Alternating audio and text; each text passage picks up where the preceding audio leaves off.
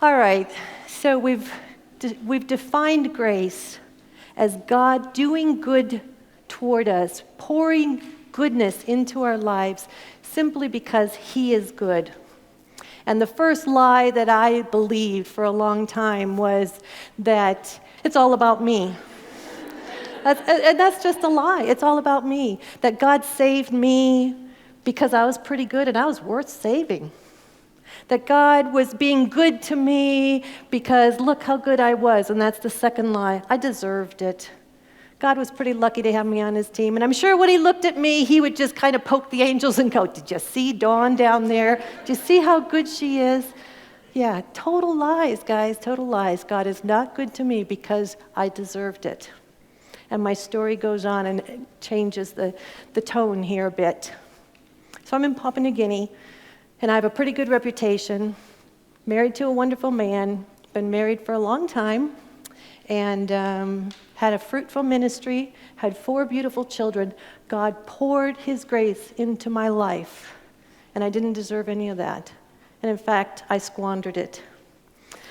The longer I was there, the more I ignored things, the more I started making decisions that were in my favor.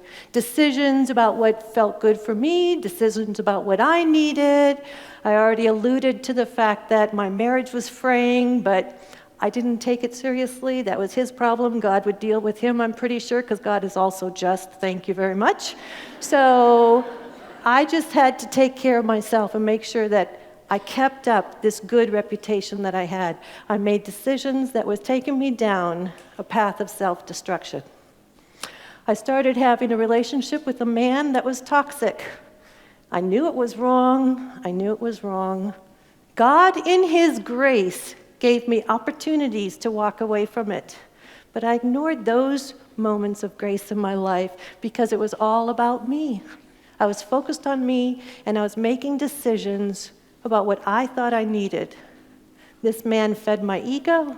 This man he complimented my ministries. I mean, how bad can that be? He thought I was a good Christian. And yeah, you know where this is going. I had an affair. I committed adultery. I sinned against God and against my husband and against my children.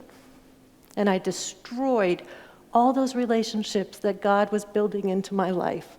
All the goodness of God that He had poured into my life, I threw away in an act of sin. And it wasn't just that I got up one morning and said, "Oh, maybe I'll go commit adultery today." It wasn't like that. Ladies, it is so subtle. I was good, and this person thought I was good, and we talked about ministry. It was all so camouflaged, and I was deluded because of my self-focus. I destroyed my relationship with my husband. I have never seen someone so pained and hurt as he. I destroyed my relationship with my children. I have 4 children. Melanie and the younger one, she's number 2. Melanie and the younger ones didn't know about this, but my oldest daughter did know, and she wanted to move out. She didn't want to live with me anymore. She wanted to live with her friends. She hated me at the time. I lost that relationship. I destroyed my relationship with my colleagues. I let them down. I didn't just let them down. I mean, they were shocked. Missionaries working with Papua New Guineans in tandem like this, saying, how can we foster community that honors God? And then this person who was a leader in the community commits adultery. I tarnished the reputation of our organization. My Papua New Guinean colleagues didn't know how to deal with me. I lost friends over it. My friends, some of my friends were very gracious. They had the Spirit of God in them, but some of them didn't know what to do with my sin, and I lost friends over it. I comprehensively destroyed everything in my life. And I didn't know what to do then, because I'd never been bad before. I mean, I knew I had, but I didn't really believe it about myself until I experienced this total devastation, total destruction. And I didn't know where to turn. I didn't know what to do. For weeks, I stayed in the house. I was too embarrassed to go outside. I couldn't face the community. I didn't know how to respond to people. People would come to my door, friends who wanted to reach out to me because they were feeling that heart of God. God is a reaching out God, and He used people to reach out to me, and I resisted them. I stayed in the house. I would hide. You guys, I would see someone coming, or I'd hear a knock at the door, and I'd hide because I didn't want them to look in the window and know that I was home. I wouldn't open the door. I wouldn't answer the phone. I wouldn't do anything because I didn't know how to do healthy relationships. I didn't know how to be bad and allow God to pour His goodness into me from other people. So I stayed in the house for weeks and was on this downward spiral of self-hatred. How could I do this? I am, of all people, the lowest of sinners. I hate who I am. God, let me die. And that led to lie number 3. I don't deserve God's grace. I used to think I deserved it. I used to think I was so good, and that was a lie. God wasn't good to me because I was good. And I didn't understand that God's grace also was not conditioned on how bad I was. I believed I had severed my opportunity to have any of God's grace poured into my life ever again. This went on for weeks, as I say, and I really reached this. I stopped eating, I couldn't sleep, cried all the time. I was a mess. My husband was a mess, my kids were a mess. They didn't know what was going on. They were crying because everybody was crying. But even later, it wasn't just now, but later, when we told Melanie and our other daughter and son, because we told them later, and we had to relive this whole process of, how could you? How could you do this to us? And they had to struggle with their reaction to their mom, who was such a monumental failure. So I'm living in this state of total devastation, and I'm praying, finally, God, take my life. I'm too chicken to commit suicide. I hate pain. But I said, God, let me die. Just let me die. I am no good to you anymore. I have destroyed everything. And in fact, you know what? I bet it would save your face, God, if you killed me, because that would be justice. People would look at that and say, yep, she deserved it. You're right, God. And then they could get back into their ministry. It makes sense, God. Let me die. But He didn't. And then I started getting mad at Him because He wouldn't. So one night, after several weeks, I reached this lowest state, and I was praying, and I said, God, if there is an ounce of compassion in your heart, either let me die or change something, because I cannot go on living in this shame. I was humiliated. I was ashamed. I can't live like this, God. I don't want to live the rest of my life if it's going to be like this. Please, if there's an ounce of compassion in your heart, change something or let me die. And that night, God gave me a vision. Now, God often will speak to me or introduce big concepts to me visually, because I'm a visual person. I work in communication, and I'm a visual learner. So that night, God gave me a vision. And the vision was, it was really cool. The vision was that there was this big door. Now, you have to think of like the doors on the Forbidden City in Beijing. Or last week, I should have it here. Last week, I was in London in St. Paul's Cathedral, and there were these huge doors, and I thought, that's it. That's exactly the door I wanted to show you. And I had it on my phone, but I didn't think you'd be able to see it. But anyway, there are these huge doors, like 20 feet high and 15 feet wide and maybe 4 inches thick. You know what I'm talking about? Those big like castle doors with the wrought iron hardware on it. And they can only go open slowly because they're so heavy. Okay, so there are these huge doors, and I'm approaching these doors, and standing on the outside of the doors is Jesus Christ. And I know that God is on the other side. And I'm coming up to the doors, and I'm not sure what to do. And Jesus is standing there, and He opens the door for me so that I can enter into the presence of God. Now I know, because Jesus opened the door, it's okay for me to go in. But I get inside, and here's this huge, glorious room, and way down on the other end of the room, way down there is a dais with a throne. And it was radiant. And on the throne sat none other than God Himself, way down there on the throne. And I look around, And Jesus is there, and he's going, it's okay, it's okay. I said you could go in, so it's okay. But I was so uncomfortable. I was so uncomfortable in the presence of God. When I looked at him and I saw the glory of the radiance of the holiness and purity and beauty of God, I was so uncomfortable to be in his presence. And I walked into the room, but I backed against the back wall and just trembled because I didn't know what to do in the presence of God.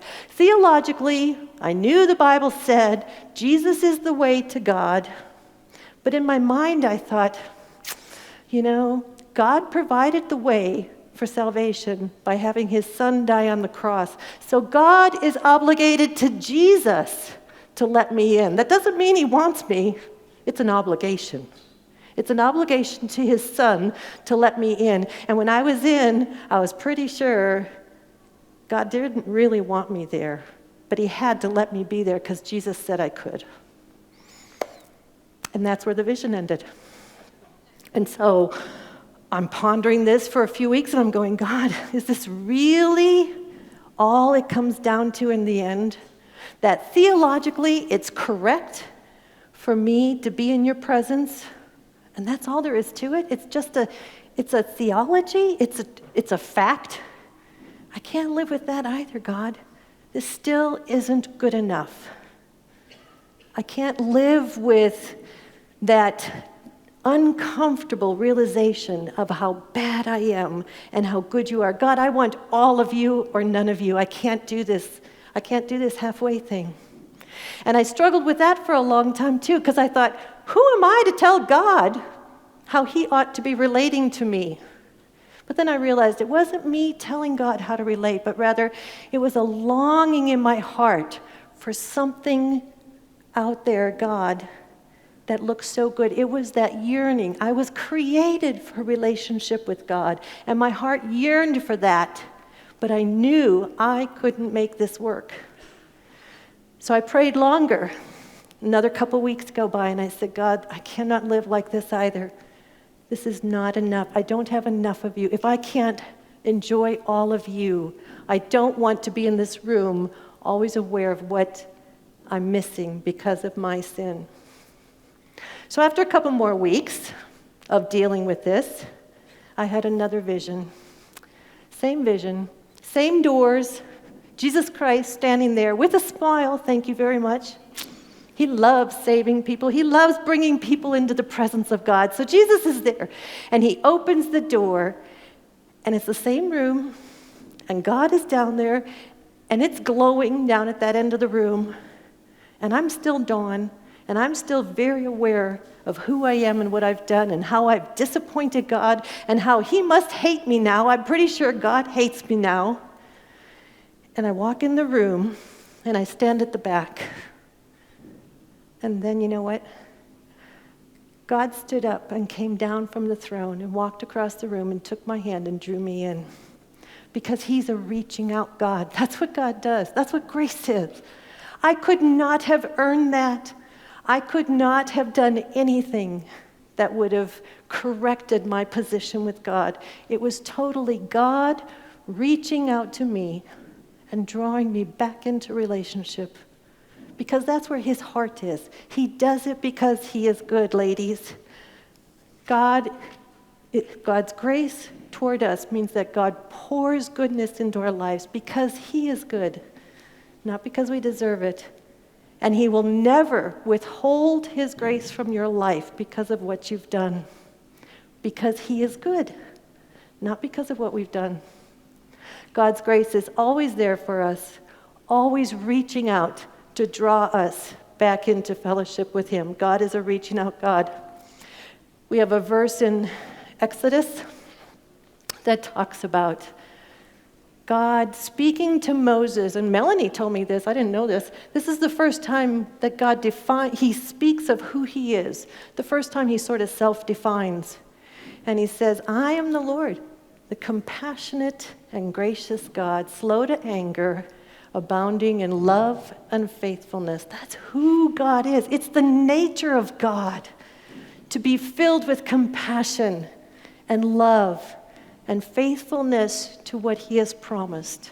And he has promised that he is reaching out to draw you in, and he will save you if you need that, or even after you are a believer in Jesus Christ and you're walking through your life with him, God is there to keep you in close fellowship with him.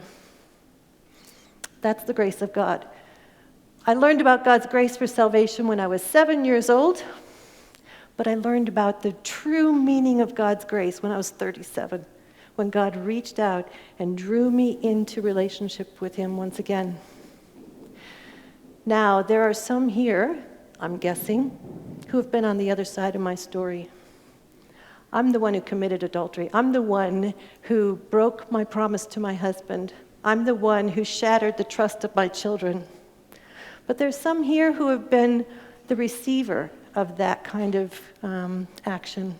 Some who have been deeply hurt by unfaithfulness of one sort or another. Or maybe some who have been deeply hurt by someone else's struggle with an addiction or with a sin that has impacted your life. And I can imagine there are some here who are just thinking, yeah, Dawn, God's grace is there for you, but you don't know what it's like to be on the other side of this. Ladies, I want to tell you, God's grace is there for you too, because God is a compassionate God. He is a faithful God, and he is reaching out to you too. And sometimes we go through these difficult times and we wonder where God is, but he's right there reaching out to you, and he wants to hold you close. And his grace is there to give you the strength to have hope again. Sometimes it's easy to lose hope. But remember that in that room where God is, he's not sitting on the throne waiting for us to be good enough to come to him. He's coming down, and he's going to reach out to you too and draw you in. And he said, let me hold you. Just let me hold you, because you are created to be close to me. Let me hold you while I know it hurts, but I can give you hope. I can heal. I can move you forward. There will be life again after this. Just let me hold you and walk with me. Stay in relationship with me, and we'll do this together. God is there to reach out to you, to be all that you need him to be, not so you can have a good reputation. God is there to help you be all that you can be, so that we can just show the world what an awesome and glorious God he is. And that's my story. I hope that in my story you see how awesome God is and how beautiful grace is. And may his grace be poured out on you tonight and your whole life. Thank you.